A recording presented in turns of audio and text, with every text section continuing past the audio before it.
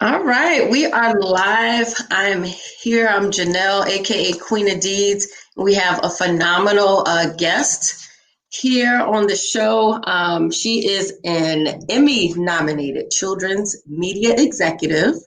She's the founding member, and she's on the board of the Children's Media Association. She's been in children's media industry for about 20 years now, helping to build brands that I know that, I've watched with my son, AKA like this Sesame Workshop and also Kid Sprout. She's been a creative and content consultant, and she is now the chief executive and co-founder of Tinkercast. Miss Meredith. Hello. Welcome. Thank you. Good. So there's a couple reasons why I asked you to do this interview. Number one, it was miraculous, how we even met, number one. And I knew it was fate. I knew that there was something that we needed to connect for on a bigger level.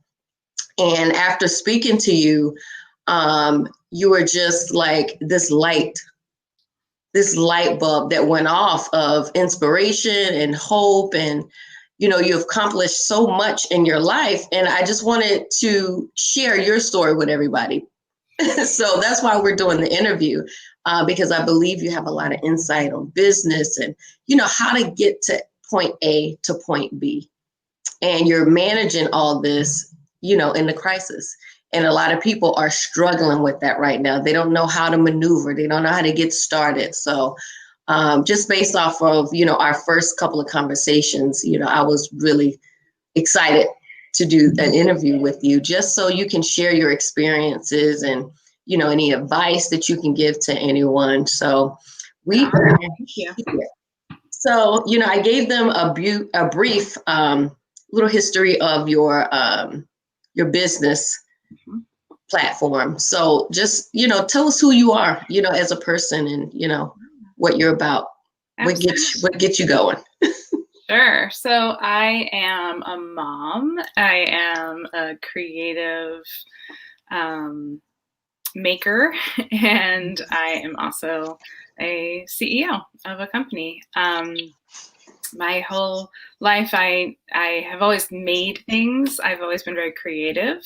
And when I went to college, I figured out how to make things using media, where I started to learn about video editing, and eventually started to take children's media courses and child psychology courses, and sort of my making roots, as well as my mission in life to just, make great content for kids, came together in making media for kids. And I've been doing that for about 20 years. As you said in the intro, I was at Sesame Workshop for 8 years. And then I was one of the founding people to start the preschool channel, PBS Kids Sprout.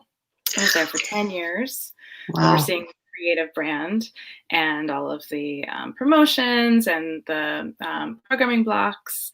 And then I 3.5 years ago, teamed up with Mindy Thomas and Guy Raz, and we launched a company called Tinkercast, which makes the #1 podcast for kids and families, Wow in the World, as well as Two Whats and a Wow. And we are, parents, all three of us, and we were parents that were concerned about the amount of screen time our kids had, about the state of the news, and how what turning off the news in front of our kids meant to them. And we really wanted to find a way to be able to share stories of hope and optimism and innovation and amazing things that are happening in the world with kids and families. And so we created this podcast, Wow in the World, that does just that. That's amazing. My son loves Sprout, and he loves Sesame Street. So I just thought it was just ironic that we met the way we did. He's 8. He loves those shows still to this day. You just went like through 4 of my questions. It's good. So let's go back a little bit to, you started college, and you went to University of Delaware? I did. Okay. And why children's media? Like, what inspired you to even go in that direction in the beginning? Yeah, that's a good question. I actually thought I wanted to be in advertising. Okay. I had a video camera when I was in high school, and I used to film everything.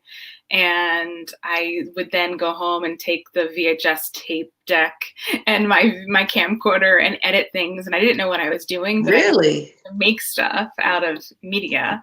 And so I thought I wanted to go into advertising, and I became a communications major. And very soon into that, I felt disillusioned by that avenue, pursuing that road, because I felt like what I was learning about was how to get people to buy what you wanted to sell them and how to manipulate people using media. Right. And instead of manipulating people using media, I wanted to use the power of media for something positive. And as fate would have it, I took a class in children's media, and it all clicked. And that was how I knew that was exactly what I wanted to do. Okay, that's awesome. So you're in college, you change your major, right? And No, I so was still the same major. I just found my focus, I think, is how I and then I added a minor of child psychology at that point. Okay.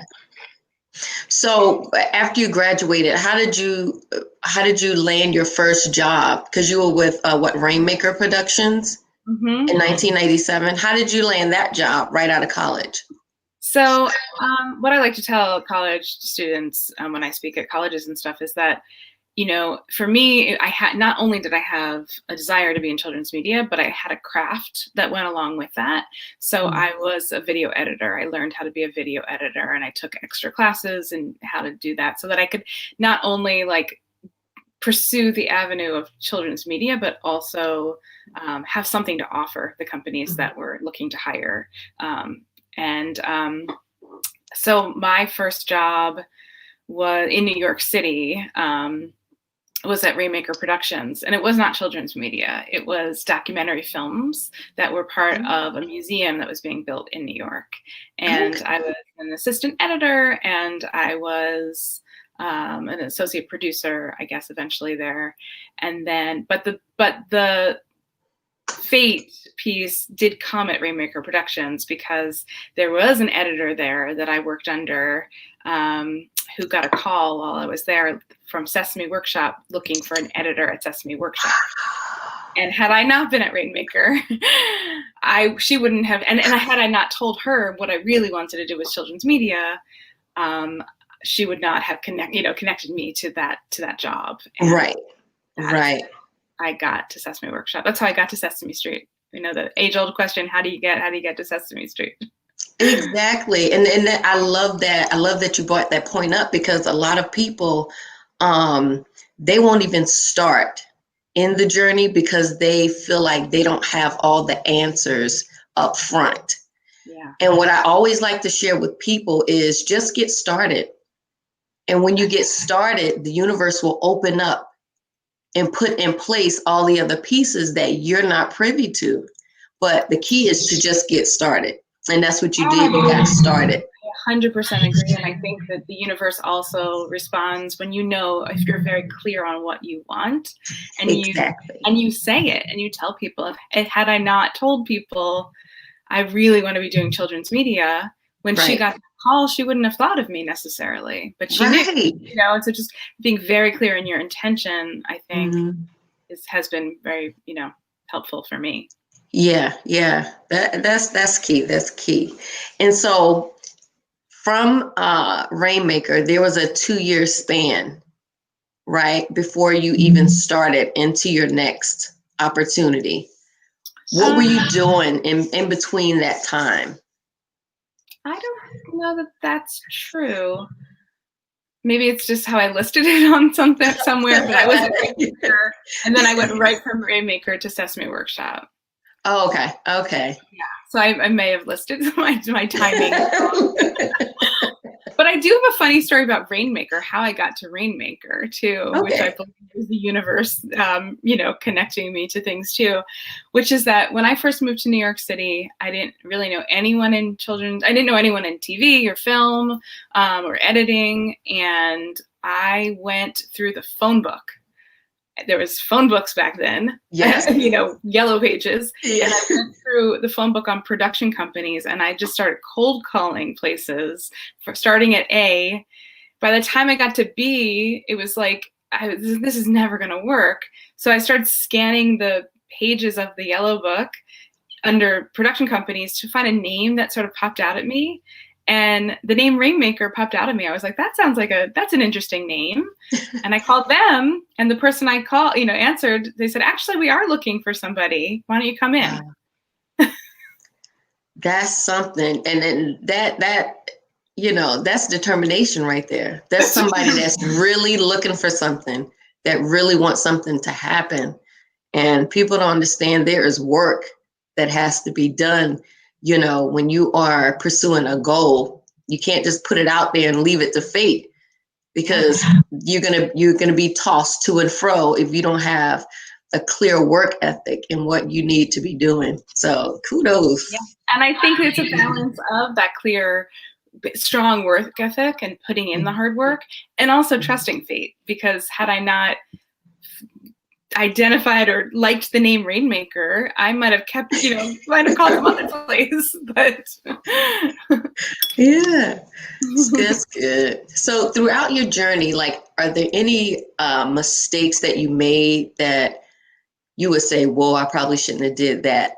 What were some of the obstacles that you made in your transitions through all of the positions that you've had, and how did you get over those obstacles? Yeah, I mean, definitely there's things I look back on that I could have done differently. I think I went right from being a maker myself very quickly into, once I left Sesame and I went to Sprout was ramping up for launch of a network. I think I was employee number 8, and I went into that job not exactly knowing what my job would be. I knew, my boss, who I still have a wonderful relationship with, hired me knowing that I was the right kind of person for the job, but not exactly what the job would be. Right. And it was a leap of faith for sure, with a brand new network, and being one of the very few people to go there. It was an amazing, life-changing opportunity to be able to build a team and build a brand, and but in doing that, I went from being a hands-on maker to being a manager of creative people, and I'm thankful for the experience I had, but I think there were some missteps along the way of really not having a lot of experience in management up until that point. So, there's probably things that I could have done better in that time period. Yeah, I bring that up because people tend to shy away from going after their dreams because they don't want to make mistakes. But that's a part of the journey. And I think that's something that you have to embrace, because if you don't make mistakes, then you don't grow. That's right. You don't grow. So, go out there. You have a vision, go out there, get a plan, go after it and embrace the mistakes. That's right. The more mistakes you make, the better you get, and the better your chances are to succeed in what you're doing, because you're putting the mistakes behind you and you're just going from level to level, Right. That's right. It's iterative. All of life is iterative. Right. We make mistakes, we try again. Hopefully we improve upon it. Right. We come up with other solutions, and sometimes it works, sometimes it doesn't. Okay, well, let's figure something else out. And you keep moving and you keep growing. And as you move and grow, different people will come into your life and help take you to that next step, But if we never get out there, we never do anything, then you stay stuck. Absolutely. You stay stuck. So for people that are listening that want to get in the industry that you're in, children's media, what advice do you give them? I mean, there are some there are some great resources for people trying to get into children's media. Mm-hmm. There is an organization, I think you mentioned in the beginning, that I am on the board of, which is called Children's Media Association, Mm-hmm. that I find to be so wonderful, such a great networking community and also educational community.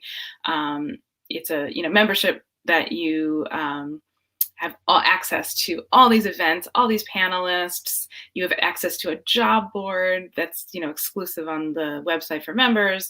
Mm-hmm. I think it's just a really great community, and I think it's a great place to go when you're looking to break into this community. It's like already kind of there, built for you, rather than having to build it one piece at a time. Oh, that's awesome. Yeah. I also think that like LinkedIn is a great resource. If you love, let's say you love the show Phineas and Ferb or Sesame Street, and you want to like learn from people that are there, I think like LinkedIn, if you search for those shows that you love and ask for an informational interview from people that are on LinkedIn, the chances that someone says yes are very high. People are very kind in this industry and want other people who care deeply about creating meaningful, playful content for kids to be a part of it. So if you write a great little message to them on LinkedIn, I think you have a really great chance of meeting them and hopefully getting a foot in their door. Yeah, that's awesome. Yeah, I was reading up on your platform, and I love that. I love the whole concept of having an association where people can come and learn everything that they want to learn about. So that's great. Yeah. So kind of coming out of industry specifics, from your experience, what would you say like are the key attributes in being successful? Like what type of attributes do you need to have? Because for me, I had to turn into a whole different person. Like I couldn't be the old Janelle. I had to form new habits and things. So from your experience, what are those key things that a person would need to have? I think really strong work ethic.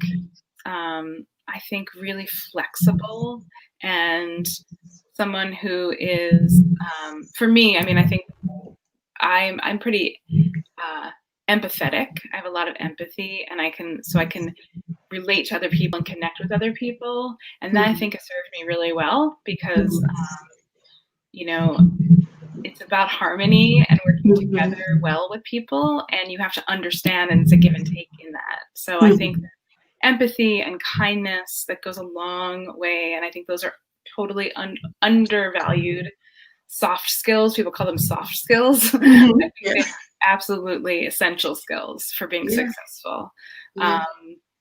And then, of course, like hard work and dedication and passion.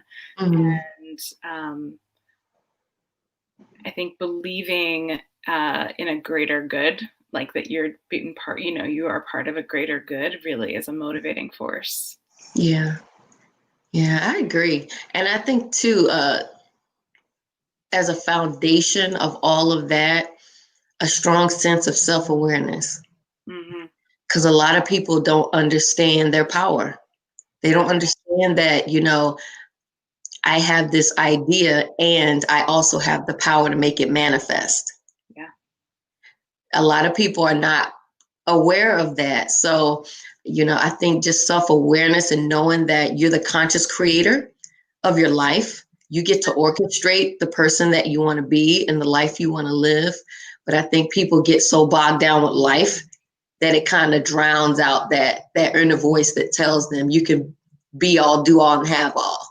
Yes. And there's confidence that comes with that too. And sometimes you have to fake that confidence. Yes. Fake it until you make it.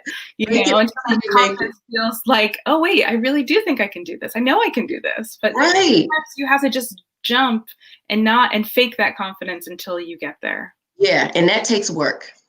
That really takes work. It takes courage to do that. It takes a lot of courage because I remember when I first started into real estate and I left my job at the hospital and I went to real estate full time. It's like, okay, now I have to actually talk to people. I have to be face to face, and I'm a complete introvert. So that's why I was saying earlier, I had to turn into another person. Wow. Like, there's no way I would have done interviews, sat down and done an interview with you. No way. No Wow. way. This is the new Janelle. The old Janelle would have been like, no, I'm a hermit. I'm going to stay over here in my corner. And it's like, no, but I really want these things to happen in my life. So there's some changes that I need to make as an individual. So you got to come out that shell, girl. Get over here. Start That's really talking. great. It's great. Yeah, and you have to be brave. Mm-hmm. Yeah, you have to be willing to put your insecurities to the side for the bigger picture. That's right. What's the bigger picture? There's millions and millions of people that need motivation, they need encouragement, they need empowerment to say, hey, if she can do it, I can do it too. Let me get out of this depression that I'm in, or let me just get out of this negative state of mind that I'm in, and let me connect with some people that are really doing what I want to do, Yeah. So that's one of the things that I really, really had to get a handle on: self-awareness, being aware of who I am and my power and what I really want, and really putting the work in. It's really putting the work in. Yeah, it is hard. Yeah, Doesn't it come is. easy. Yeah. And so let's talk about where we are right now in the world, because, I'm a mom, you're a mom, your son is homeschooling, right? Yeah, he's remote learning right now. Yeah, so it's my son. I completely pulled him out because we travel so much with real estate and vacations. So I figured that, it'd be better just to homeschool him, but it was a transition for me. I did not do well with this when COVID first started. I thought I was on the brink of a breakdown because I was trying to work, but my son is on me, like literally on me. 20. I'm like, stop it, I can't. So, and I did not manage well. And I'm just now getting to the point to where things are leveling out. We have our schedule down pat, and we are in harmony now. Good. Everybody does not have that feeling of harmony. There's a lot of people that are not able to manage home and work. No. How are you doing it? It's difficult. Some days I'm doing it better than others. I can't say I figured out the exact formula, but I have my husband is a wonderful partner to me. He's a professor. So he's been in education for his whole career. First middle school, then high school, now college level. Wow. And I'm, in children's media, but really have an educational, like child development background with that goes along with that. So, we, I think, understand education in a lot of ways, but we also understand enough to know that we're not educators for him. We can't be educators for him. We, for us personally, I respect so much people that are doing homeschool. I mean, that is so hard. But we're just trying to set up routines and structures that really help to support him in a learning environment. And it's very difficult because we both have our own jobs too. Right. So what I've been doing in the last couple of weeks, in the beginning of school this year, we kind of let our son, he's just started middle school, he's in 6th grade. And we let him, kind of find his way himself. We would look over his work after the school day was done, but we weren't really monitoring the actual remote learning school day, which he goes from class to class and teacher to teacher on Zoom. And then we got a call from the teacher, one of his main teachers, saying that he wasn't participating and he wasn't handing in some of his assignments. And we realized he needs more attention paid to him, he was like zoning out on Zoom, which is so easy to do. Right. So the last couple of weeks, we've kind of gotten into a groove, which is that in the morning, he's at the dining room table and I'm across from him. I'm answering emails that came in the day before that I might not have had a chance to answer, or I'm writing newsletters, or I'm doing things that I don't need to be on a phone for, across the table from him, so I can hear what he's doing and that he knows that someone's paying attention to him paying attention. that's how we've been doing it. And then in the afternoon, I go upstairs into my office. This is my office. And I get to actually do a lot more work and do more collaborative work. Wow, that's amazing. I know the one thing that worked for me is, first of all, I used to be a school teacher. I was a school teacher for 5 years. Thanks, my Yeah, goodness. I'm a jack of all trades. I've done a lot in my 42, almost 43 years of life. I feel like I've lived 2 lives already. I've done a lot. So I have been a school teacher. So what helped me was really sitting down and mapping out a schedule. I was trying to do everything together in it. Like I let him do an assignment. Okay, I'm going to run and do this real quick. And it had me like all over the place. So I wake up at 5 and I start on my book. I'm writing a book as well. So from 5 to 8, I'm working on my book. 8 o'clock, I wake my son up and get him ready. We start his classes at 9 sharp. And I teach him from 9 to 2. Wow. 2 o'clock, mommy is done with school. And then I start working. And I work from 2 to 6, however many hours it takes me to do whatever. Yeah, and that's it, and then I'm on maybe around 6, 7 o'clock, depending on what I have scheduled. I cook dinner, we sit down and we eat as a family, and we go to bed. Yeah. And we get up and we do it again. And so just having that schedule written out and sticking to it, that helps so much to stay organized. It keeps the stress levels down, and that's what's been working for me. But it took me a long time to get into that groove. Get into that groove. That's great. In the spring, when school wasn't really online so much for my son, we also had a schedule, and that really did help us as well.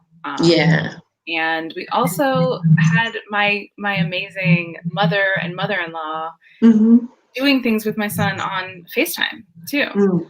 So that helped us a tremendous amount as well. So my mother-in-law his Grammy would take him on field trips, through Google Maps.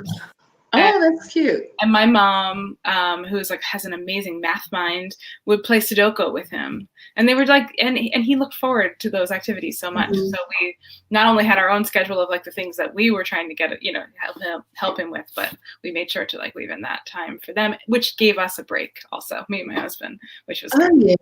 Yeah. We get breaks. We're part of Florida Virtual Homeschool. Great. And we have teachers that come on Tuesday and Thursday. They teach the kids virtually, but Monday, Wednesday, and Friday, it's me and him, and we are pounding that work out. And he's doing really, really great. He's almost halfway finished with 2nd grade already. Wow. And we're really just getting started. So he's doing good. He's thriving. That he will remember for the rest of his life. I mean, we all know this is such a stressful, crazy, upside down world time. Yeah, it is. But the amount of family time that's coming out of this, and the amazing things that you're passing on to your son, he will never forget. This is so meaningful. Yeah, and that's the main reason why I left my work at the hospital, because I just got tired of asking for permission. Right. I needed permission to go to his school events. I needed permission to go on vacation. I needed permission to do anything with him. And, by the time I get home, I'm so mentally drawn. It's like, I just want to sleep at that point. Yeah. And so I was giving the best of me to an employer, helping making their dreams come true. And I'm giving my son the least of me. Because mommy doesn't want to talk right now. I don't want to play games. I don't, I just want to take a bath, eat, go to sleep. And it wasn't fair to him, because he didn't ask to be here. So it's like, okay, I need to make some decisions, and they were hard decisions, but, I'm glad that I made them, because now we go on vacation. He's like, he gets to be home with mommy. He's hugging me every 15 minutes and he's happy. You know what I mean? He's happy. So I'm feeling great. I feel great. And a lot of people look at, this COVID time as a bad thing. Now, bad things are happening, but you have to pull the good out of everything. Right now, it's an opportunity for people to be creative. You have a lot of time. Figure out what it is you really want to do with your life and write it down. Map it out while you have the time and really go for it. I mean, you're getting unemployment money. Start that business.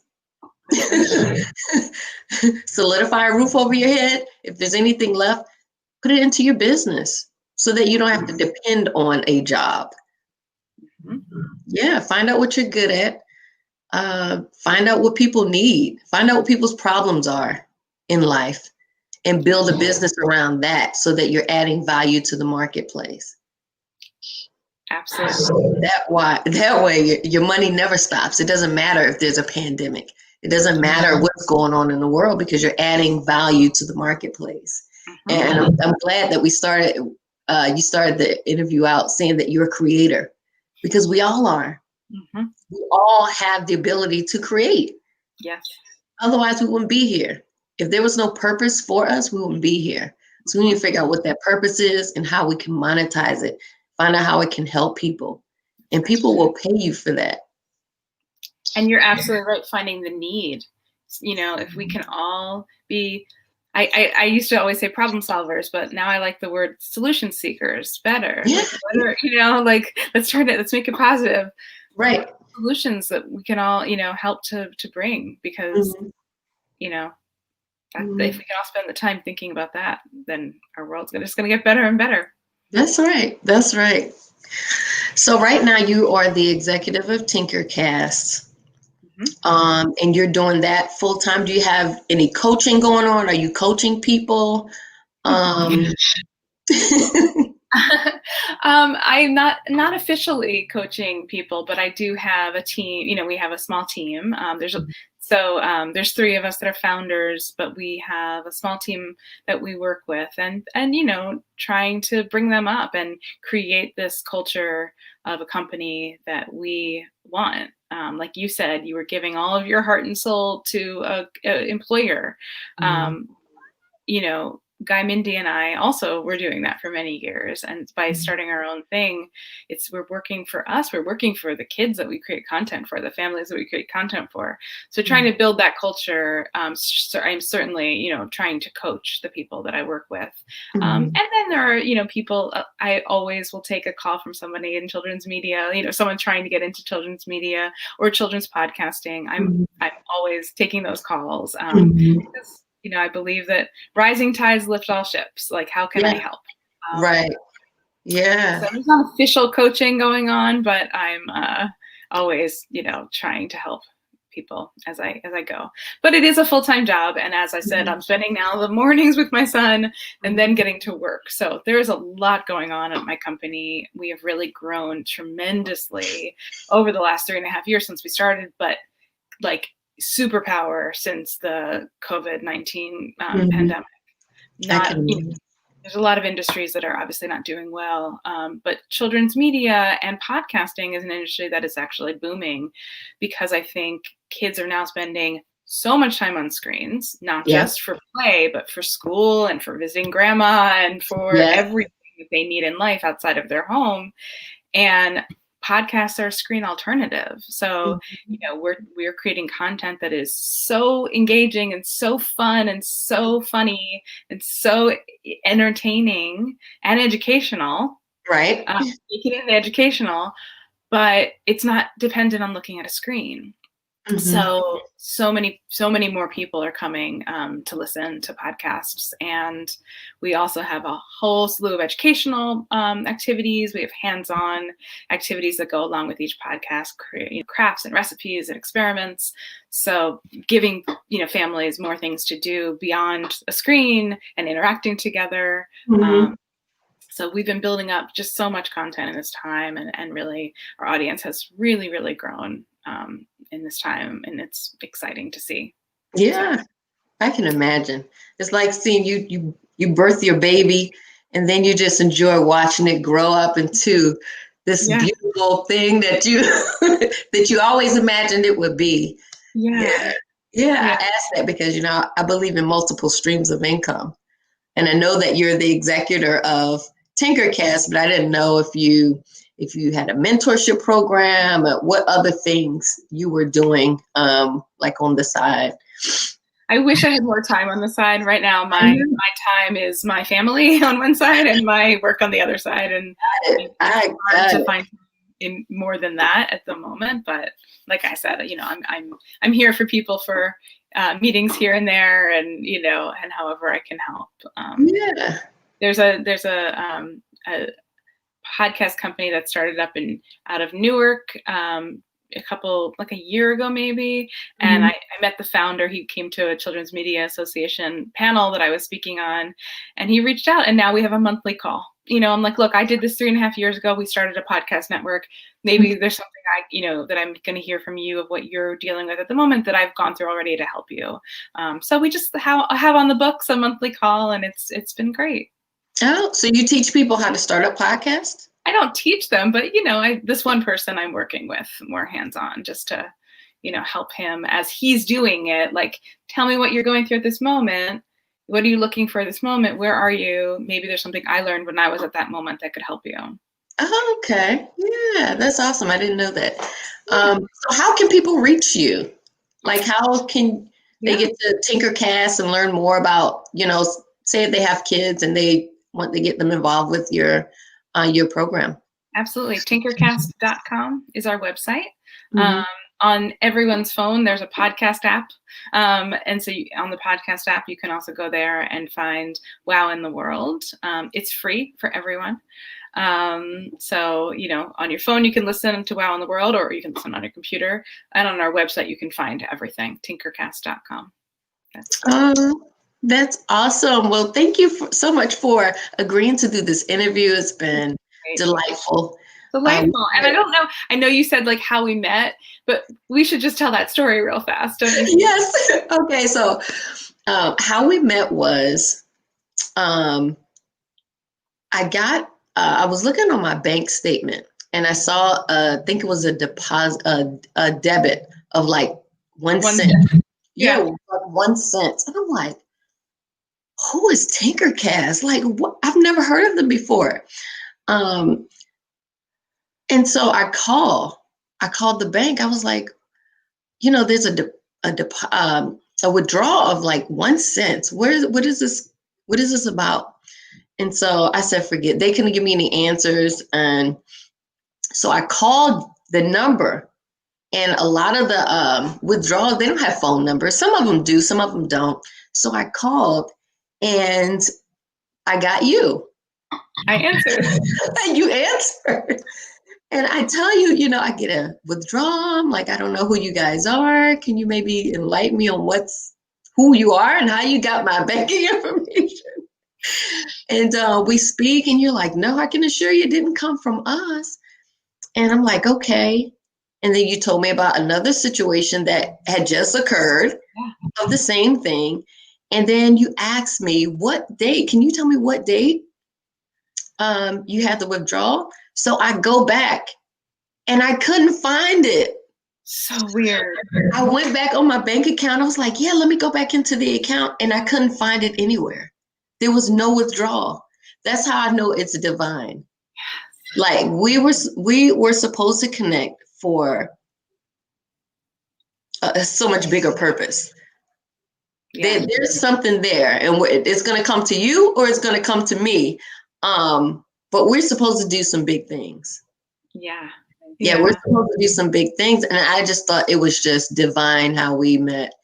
And then I feel like we have kindred spirits, like we understand a lot of the same things. And, it's just miraculous. It's miraculous.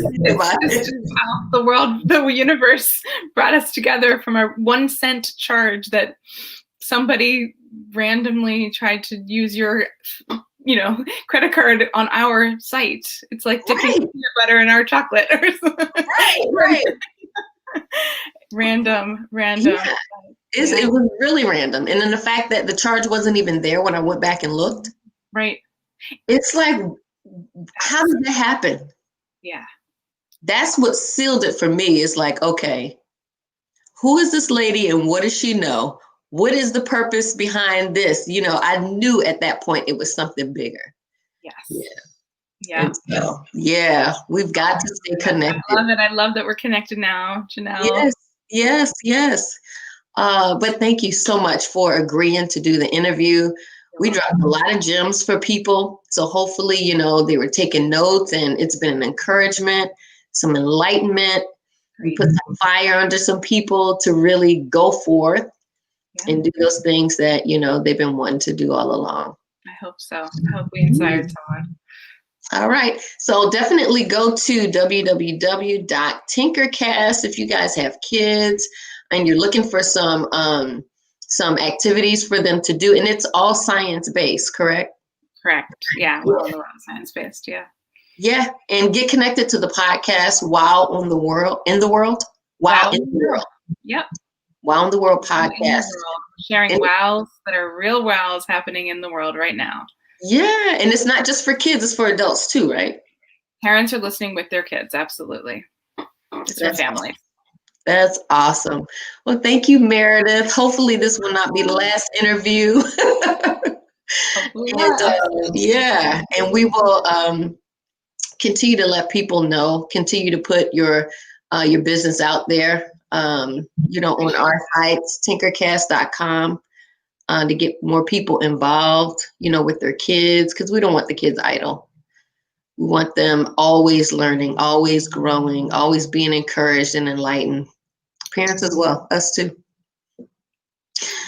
All right. Well, thank you. You enjoy the rest of your day. You too. Be in touch. Okay. Thank you. You're welcome. Bye-bye. Bye-bye.